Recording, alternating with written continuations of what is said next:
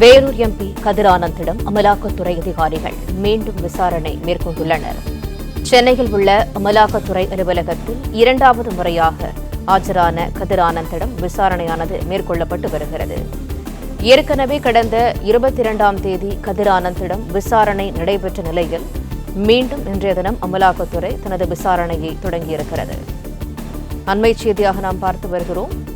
Vellore MP கதிர் ஆனந்திடம் அமலாக்கத்துறை அதிகாரிகள் மீண்டும் விசாரணை நடத்துகின்றனர்.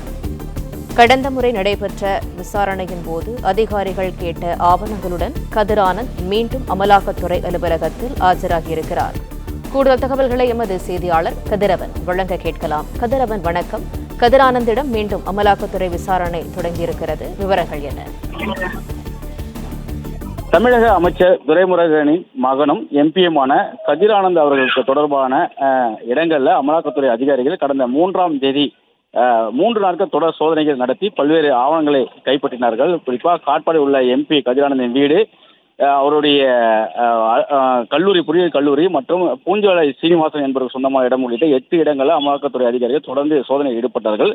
இந்த சோதனையின் போது கதிர் ஆனந்த் எம்பிக்கு சொந்தமான கல்லூரியிலிருந்து பணங்களும் கைப்பற்றப்பட்டதாகவும் கூறப்பட்டது. குறிப்பாக 13.70 கோடி பணம் மற்றும் கதிர் ஆனந்த் வீட்டு லாக்கர்கள் உடைக்கப்பட்டு 75 லட்சம் பணம் ஆகியவை பறிமுதல் செய்யப்பட்டதாகவும் தகவல்கள் வெளியானது.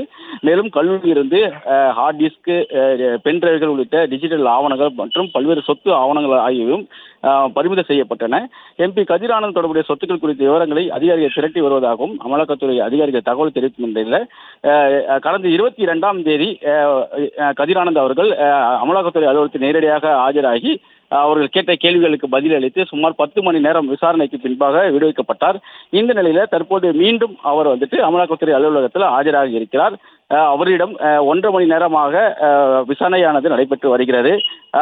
கடந்த 22ஆம் தேதி ஆஜரான போது ஆவணங்கள் அதிகாரிகள் கேட்டதாகவும் அந்த ஆவணங்களை எடுத்துக்கொண்டு அதிகாரிகள் எம்பி கதிர் ஆனந்த் அவர்கள் தற்போது ஒப்படைத்து அதற்கு குறித்தான விவரங்களை தெரிவித்து வருவதாகவும் கூறப்படுகிறது. தொடர் விசாரணைகள் நடைபெற்று வருவதாகவும் தெரிவிக்கப்பட்டிருக்கிறது. விசாரணைக்கு பின்பு முழுமையான விவரங்கள் வெளியிடப்படும் என்று அமலாக்கத்துறை அதிகாரிகள் தரப்பில் தெரிவிக்கப்பட்டிருக்கிறது.